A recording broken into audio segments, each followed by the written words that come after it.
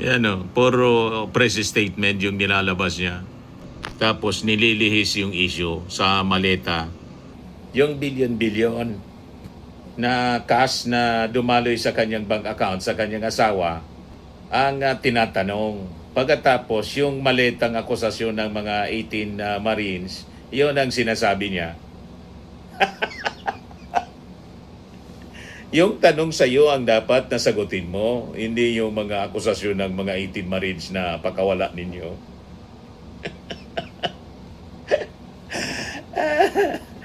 Iniiba yung usapan, iniiba yung istorya, mga kababayan.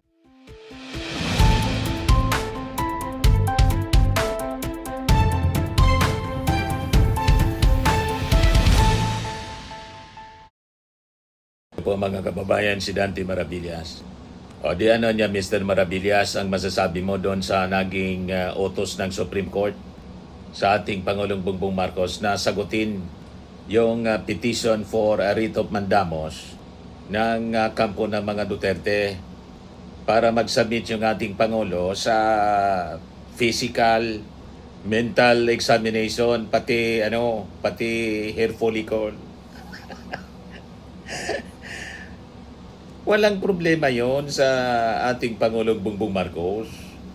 Yan o, sabi dito sa balita kay press officer Jose Castro, Marcos to heed Supreme Court order to comment on petition to disclose health medical test. Tatalima yung ating Pangulong Bongbong Marcos. Hinihingan ng komento. Di ko magkokomento doon yung Palasyo Malacanang, yung ating Pangulo mismo. Masunurin po sa sa batas ang ating Pangulong Bongbong Marcos. Ito yung pinalabas na press briefer ng Supreme Court. Sabi diyan,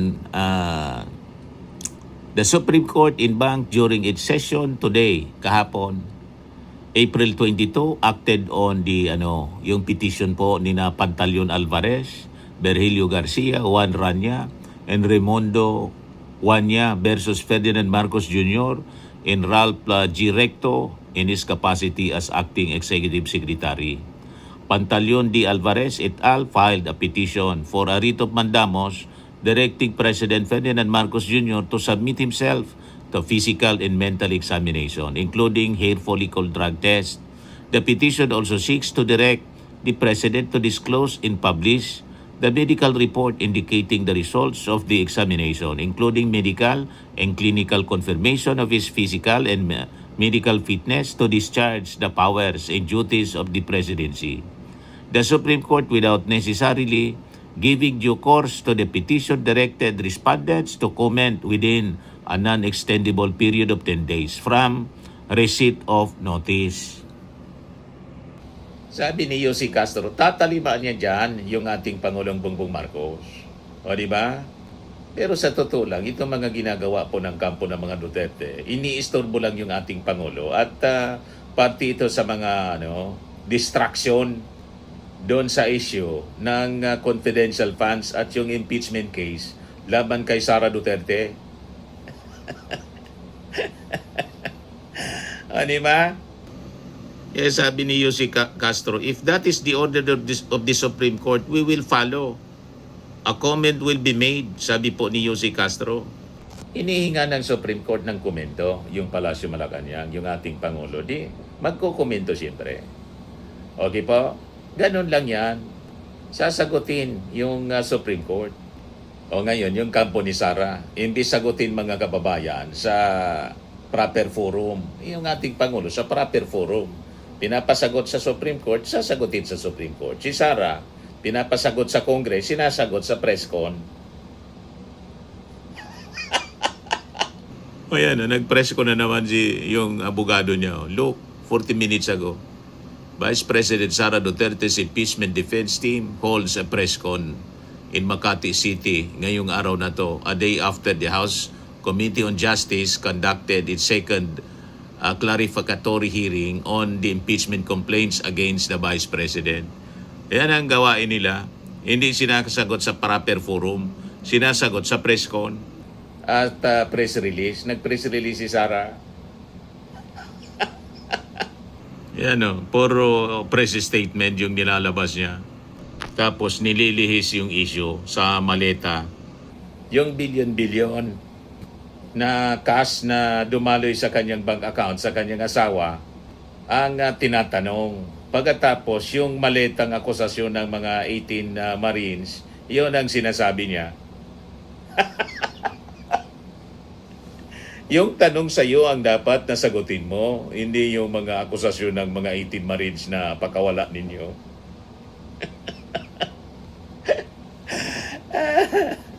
Iniiba yung usapan, iniiba yung istorya mga kababayan. Anyway, pakinggan natin mga kababayan pala yung press briefing ni Yossi Castro at sumagot na rin, nag-react na rin yung Palacio Malacanang sa naging tawag dito, yung statement ni Martin Romualdez kahapon. So, pakinggan natin mga kababayan si Yossi Castro. Naitanong sa kanya ng Malacanang Press Corps. In a video message, former House Speaker Martin Romualdez says that he refused to be the fall guy on the issue of corruption and budget anomalies. What was the reaction of the President on this statement? And do you see a reason for the former House Speaker to think that he might be the scapegoat? Kung ano po ang nararamdaman ni dating Speaker Martin Romualdez, ay hindi po natin ito saklaw. Kung ang pag-iimbestiga po ay makakatulong mismo ang dating Speaker, mas gugustuhin po yan ng pamahalaan ng Pangulo para managot ang dapat na managot. Pero ang sinabi rin po kasi niya, he denied that he was in control when it comes to the issue on budget when he was still the House Speaker.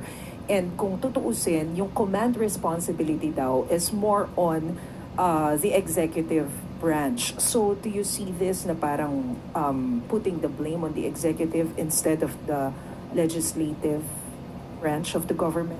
Kung ano po ang magiging depensa sa mga maaaring pag-aakusa kay dating Speaker Romualdez ay kanya pong depensa po yon. At kung sinasabi niya po na ang executive ang may command responsibility, kaya nga po nagpautos ang Pangulo.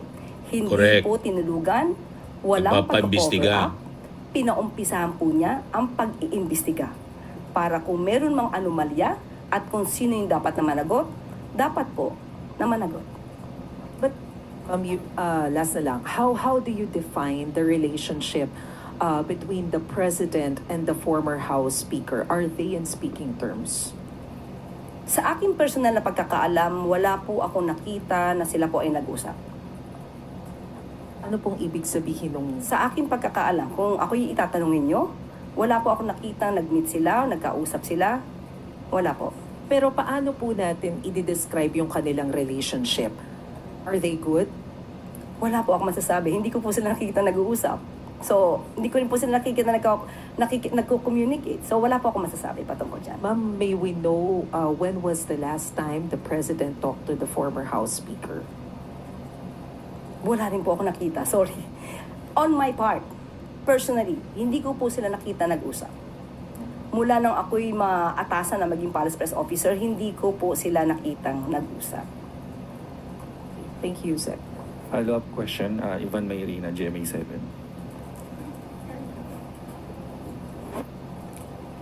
Magandang tanghali, Yusek. The former speaker didn't mention the president's name in his statement, but he did say executive and command responsibility. So, ultimately, this falls on the president. Ano ang tingin ng Pangulo sa statement na to? Did he feel alluded to? And also, the word laglagan has been floated after this statement by the former speaker. What did you say? It will fall on the president? Yes, because ultimately, as the chief executive, sa kanya po 'yon. Hindi ho ganun ang tingin ng Pangulo sa naging statement ng former speaker. Hindi ganun ang tingin ng Pangulo dahil nga po, una po, 2025, nung nakikita niya na mayroong mga anomalya, siya po ang nagpautos na magpaimbestiga. Pag sinabi po nating executive, hindi lamang po ang Pangulo ang nasa executive.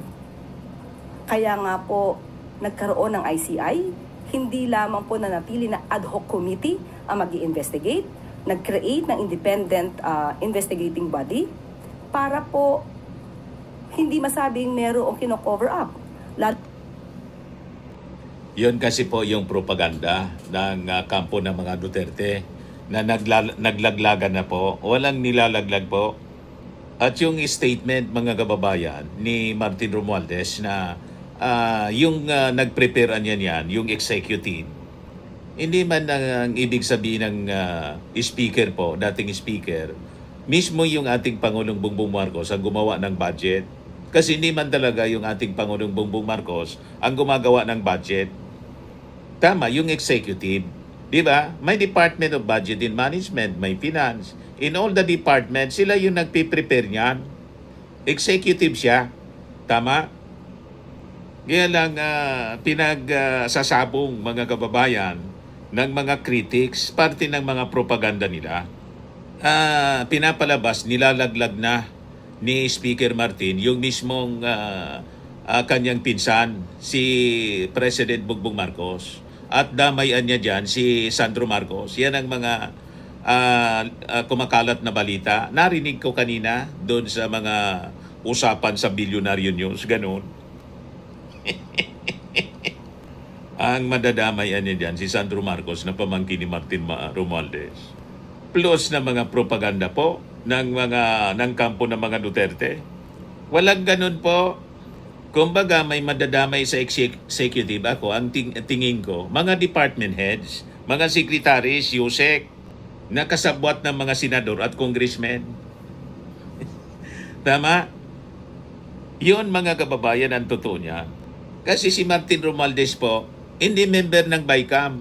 Wala siyang pirma, mga kababayan.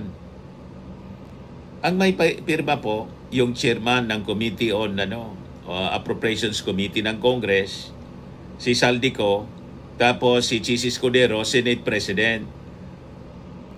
Then yung mga members ng House Committee on Appropriations Committee ng both houses. Yung ibang mga member ng mga senador, wala ding pirma. Yung pinapakita ko po sa inyo. The fact na yung ating Pangulo yung nagpa-imbestiga, ang ibig sabihin, walang kinalaman doon yung ating Pangulo. Kaya sabi ko pa nga po, kung ang ating Pangulo sangkot, mga kababayan, bakit siya pa yung magpapaimbestiga? Tama po? Yun din ang sinasabi ni Yossi Castro. Kino-confuse yung kwento, mga kababayan, ng kampo ng mga Duterte para pagsabungin si Martin Romualdez at yung ating Pangulo. Divide and conquer ang strategy nila. O, di ba po? Pinag-aaway, pati si Sandro Marcos ngayon. Pinapalabas, ilalaglag na rin ni Martin Romualdez, pati yung kanyang pamangkin. Ito, pakinggan ninyo itong report ni Corina Sanchez. Matapos ang pasabog ni former Speaker Martin Romualdez sa flood control scandal, posible umanong makaladkad na rin sa kontrobersya ang kanyang pamangkin na si Congressman Sandro Marcos. Yan ang pinapalabas nila, mga kababayan. Pakinggan natin. Dali lang po. Ito siya. Laglagan na nga ba matapos ang pasabog ni former Speaker Martin Romualdez sa flood control scandal, posibleng makalagkad na rin daw sa kontrobersya ang kanyang pamangkin na si Congressman Sandro Marcos. Narito... Di ba? Yon ang report ni Corina Sanchez through Attorney Jimeno. Yeah. Agenda report ni Attorney Karen Jimeno. Posible daw idamay ni Martin yung pamangkin. Malabo. Paanong idadamay ang hindi man sangkot, mga kababayan? At yung mismong si Martin, hindi man sangkot dito si Martin. Sinasangkot lang nila, mga kababayan. Balikan natin si Yossi Castro. Nagkaroon ng ICI, hindi lamang po nanatili na ad hoc committee ang mag-i-investigate, nag-create ng independent investigating body para po hindi lalong-lalo na patungkol sa DPWH. At sa ating po nadinig ni statement ni dating speaker, sinabi po niya na ang pag-i-implement on the ground. So, kaya nga po siguro sa ngayon na iimbestigahan din po ang ibang mga naging opisyal ng DPWH. Correct. So even as alter egos of the president, itong mga cabinet secretaries, and ultimately, yun nga po, sa kanya ang command responsibility as the president, hindi po ganun ang tingin ng Pangulo. He doesn't feel that he is being blamed by the former speaker. Yes, because Correct. being the commander-in-chief, being the chief executive, ano po ba ang mandato ng isang presidente? Hindi po ba linisin ang mga anomalya sa gobyerno kahit tamaan na ang kanyang administrasyon? So ang ibig sabihin po nito, nung nakita niya, being the president, meron siyang obligasyon na paimbestigahan to at linisin ang kalat na nangyayari sa kanyang administrasyon, kung meron man. Salamat po. Sunod po na tanong, Ana Bajo, GMA Online. Morning, ma'am. Ma'am, other matter lang po. May we get Malacanang's reaction? O, ito na yung sa hair follicle, mga kababayan, yung pinag-usapan natin kanina. Kung utos po ng Supreme Court yan, ay gagampan na lang po at gagawa po ng comment.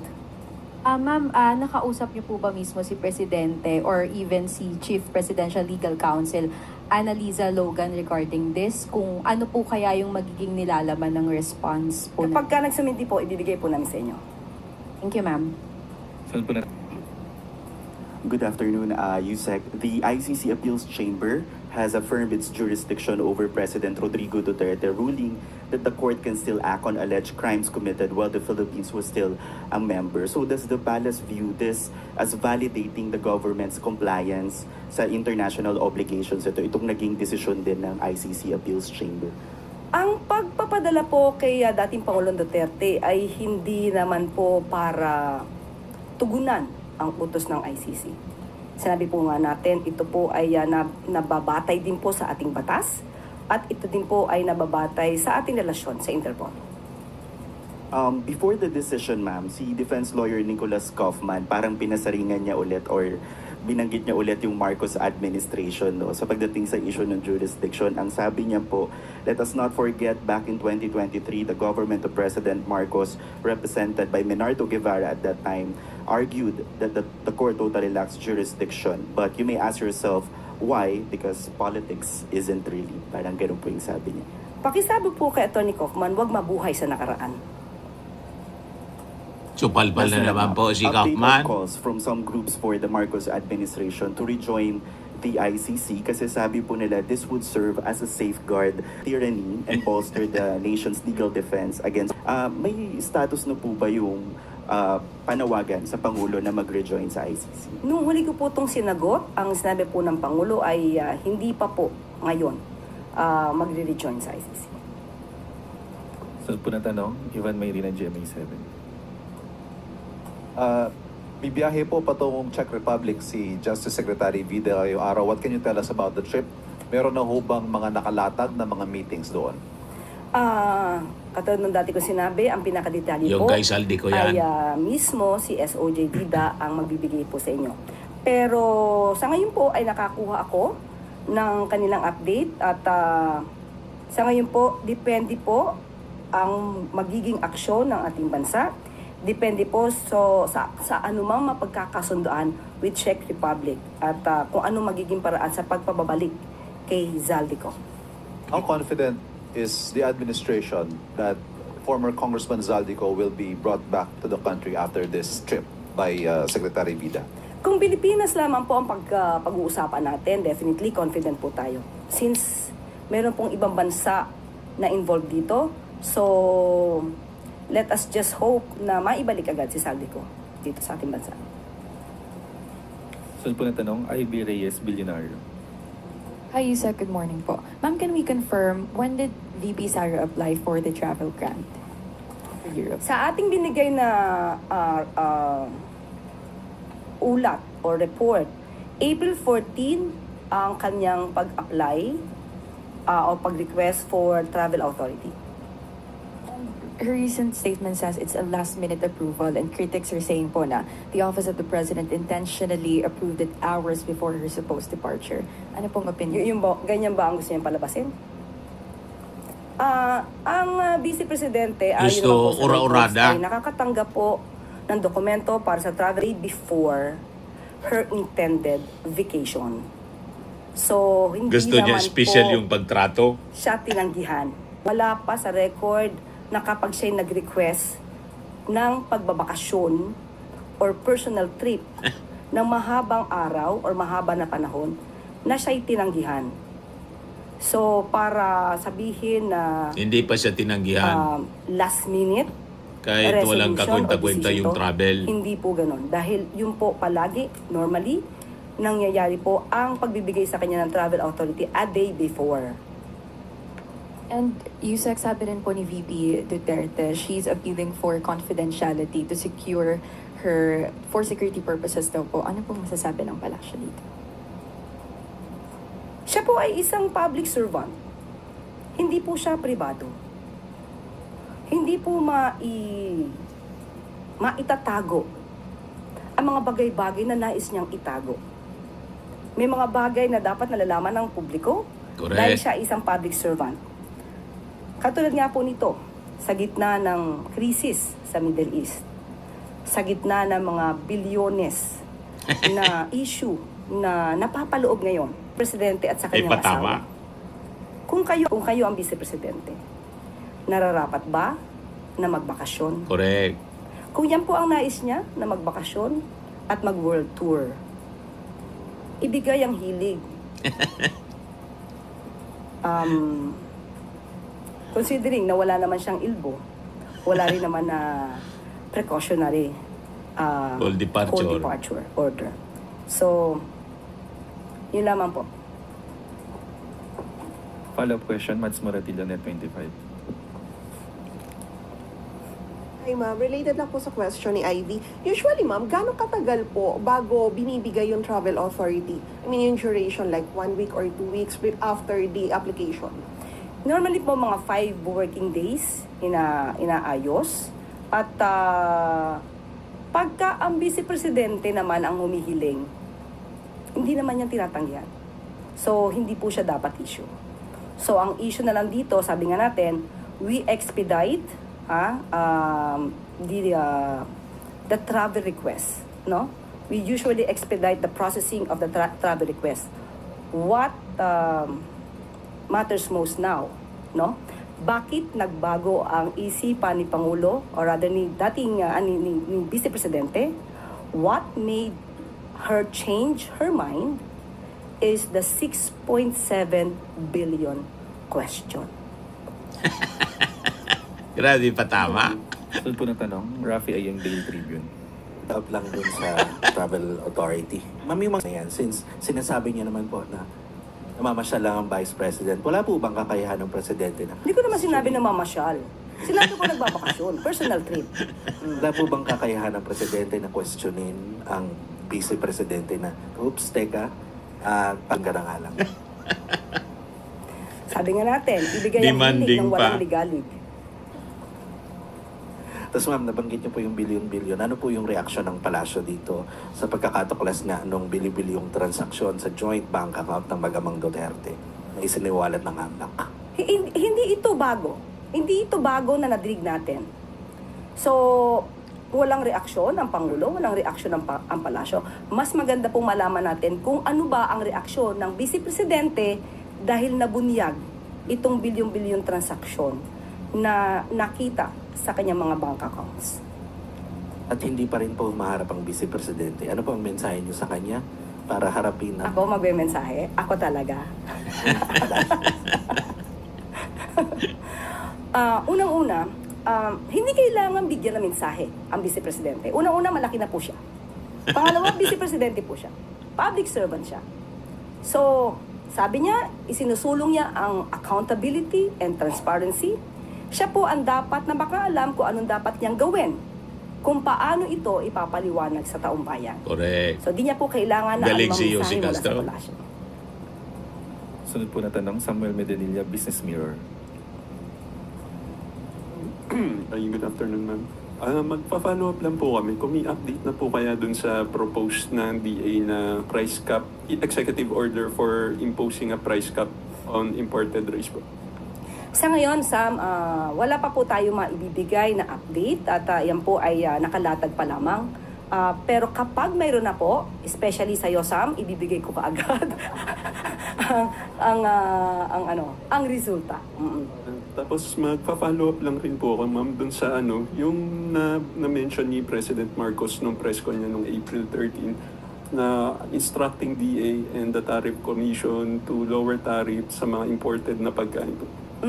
Actually, kinakausap pa po si DA Secretary patungkol po dyan. At muli, ibibigay ko po ang pinaka-update dahil sa ngayon po ay wala pa po talaga tayo maibibigay na update patungkol dyan. Thank you po, ma'am. Sunod po na tanong, Letner Zizo, DZRH.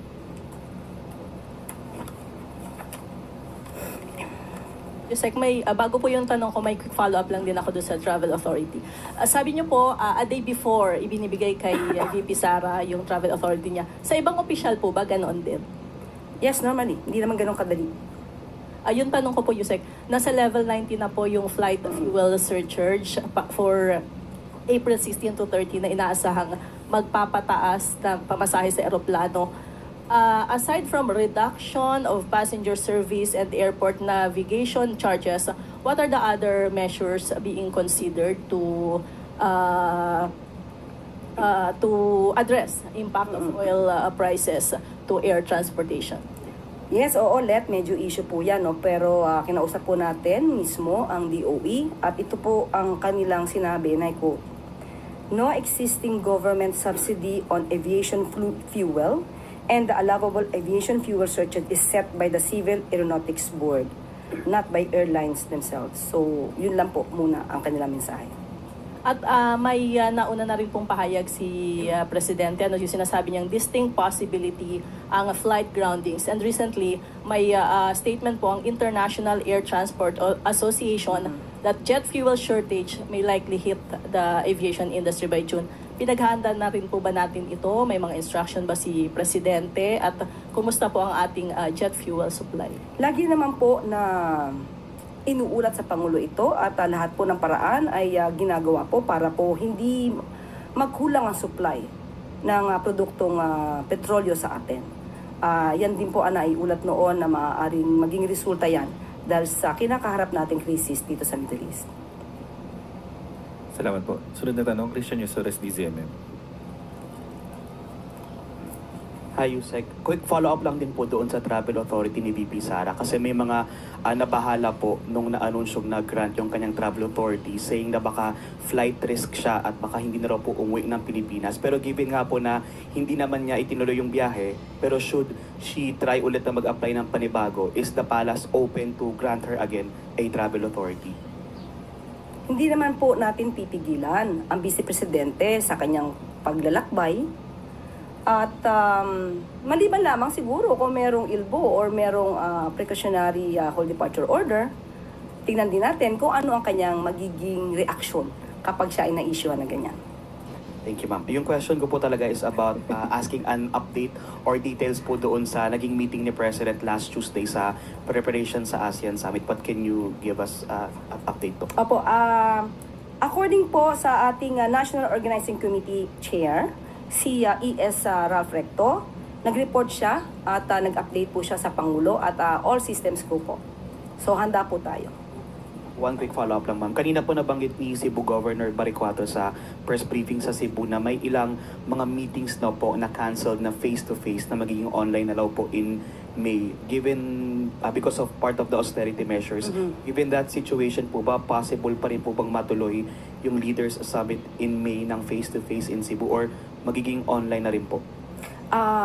Tignan lang po natin. Hindi pa po ako nabigyan ng update patungkol po dyan kung ano magiging sistema ng pag-meet. Siguro po pagka natanong ko maya-maya, bibigay ko po yung update sa inyo. Salamat po. Luisa Cabato, Inquirer.net.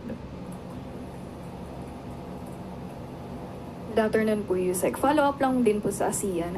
How will the countries hosting of the 40th ASEAN Summit next month be affected by the current political issues involving particularly the Vice President and President Marcos cousin, former Speaker Romualdez? Katulad na sinabi natin, handa po tayo sa ASEAN Summit, sa pagiging host natin.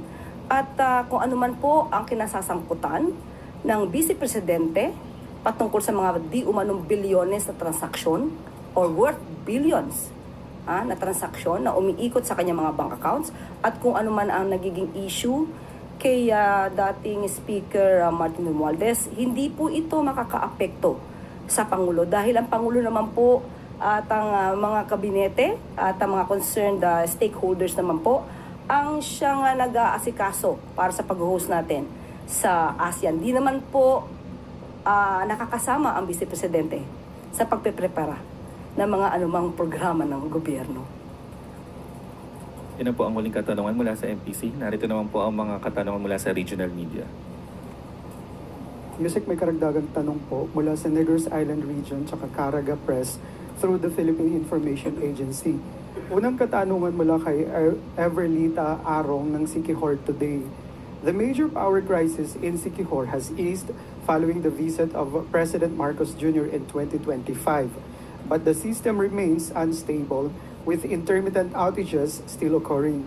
When can residents expect a fully stable power supply, and will the emergency generator currently stationed at Prosielco, which noise is affecting nearby neighborhoods, remain in operation and for how long? Opo, mismo ang DOE ang nagbigay din sa atin ng update patungkol po dyan sa Siquijor. Totoo na nagkakaroon ng mga intermittent outages dito sa Siquijor, pero mas na-improve na po ang sitwasyon kung ikukumpara sa mga nakaraang buwan dahil ito'y nagre-reflect sa operational performance records. At pati po yung kasalukuyang transitory power supplier ay gumagamit na rin po ng high-speed generator sets para po mas mapaganda pa po ang overall system stability ng power dito sa Siquijor. At nagkakaroon man ng mga problema, mga technical challenges dahil sa over-frequency conditions, ito naman po ay minomonitor closely ng DOE. At So yan po yung mga patama ni Yossi Castro sa mga bilyones ni Sara. May diin po palagi dun sa bilyones na dumaan sa mga bank accounts ni Sara Duterte at sa kanyang asawa na si Mans Castro. Anyway, yun po yung ating short video ngayon. Ako po si Dante Maravillas. Bye-bye po. God bless.